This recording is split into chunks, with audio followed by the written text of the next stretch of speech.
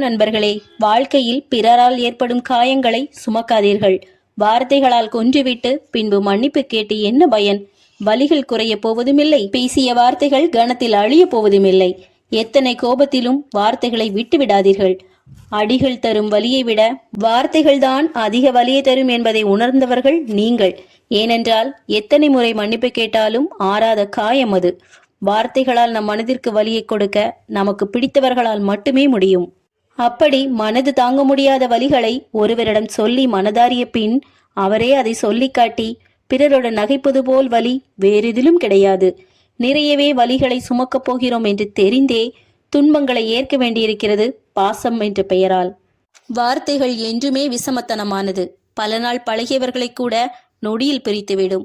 ஒருத்தங்க கிட்ட நேத்து எப்படி இருந்தோம் என்பதை மறப்பதற்கு அவரிடம் இன்று தோன்றும் சில மாறுதல்கள் காரணமாக அமைந்து விடுகிறது. சில நேரங்களில் இப்படி தடித்த வார்த்தைகளை பேசாதீர்கள் என்று சொன்னாலும் சரி என்று சொல்லிவிட்டு மாறாக கூர்மைப்படுத்தி பேச தெரிந்தவர்கள்தான் நம்மோடு பழகும் போலியான உறவுகள். தேவைக்காக பேசிவிட்டு தேடி செல்லும் போது உதறி செல்லும் உறவுகள்தான் இங்கு அதிகம். எவ்வளவுதான் சமாளித்து பயணம் செய்தாலும் காயப்படுத்தாமல் விடுவதில்லை இந்த வாழ்க்கை. உணர்வுகளை மதிக்க தெரியாத இடத்தில் கோபுரமாயிருப்பதை விட உணர்வுகளை மதிக்க தெரிந்த இடத்தில் குப்பையாயிருப்பது மேல். எவ்வளவு எடுத்து சொல்லியும் வார்த்தைகளால் கொல்லும் உறவுகளிடம் சேர்ந்திருப்பதை விட அவர்களை விட்டு விலகி இருப்பது எவ்வளவோ மேல். உன்னை விட்டு விலகி சென்ற உறவுகளை நினைத்து மனம் வாடாதே, ஒரு நாளும் வாதிடாதே. உன் வலியையும் வேதனைகளையும் சொல்லி புரிய வைக்கவும் முயற்சிக்காதே.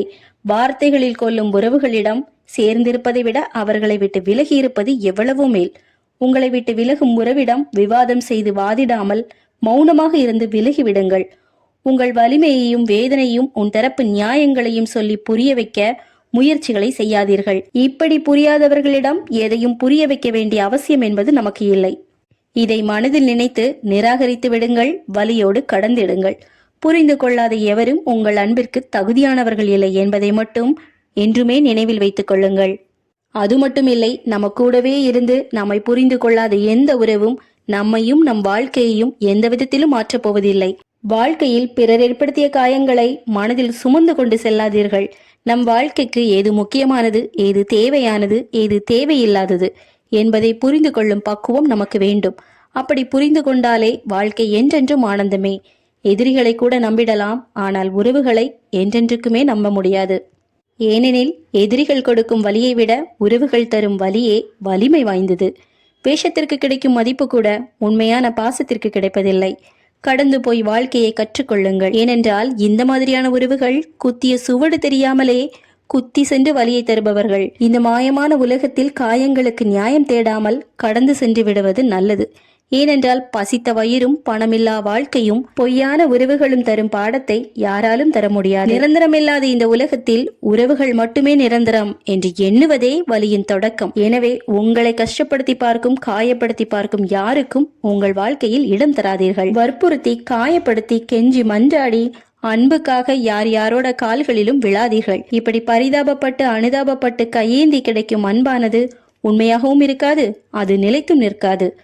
அன்பு வைத்தது முகமா முகமூடியா என்பதை அறியும் வரை யாரிடமும் நம்பிக்கை வைக்காதீர்கள். தன்மானத்தை இழந்து எதையும் அடைய வேண்டும் என்ற அவசியம் இல்லை. எந்த இடத்தில் நம்மை வைக்கிறார்களோ அதே இடத்தில் அவர்களையும் நாம் வைத்து விட வேண்டும். உறவுகள் முக்கியம்தான், அதைவிட சுயமரியாதை என்பது நமக்கு ரொம்பவே முக்கியம் என்பதை நாம் ஒரு நாளும் மறக்கக்கூடாது. ஏன்னா இப்படி விட்டு போன உறவுகளை மீண்டும் தொடர வேண்டும் என்ற நிலை வந்தாலும் கூட வேண்டாம் என்ற முடிவெடுங்கள்.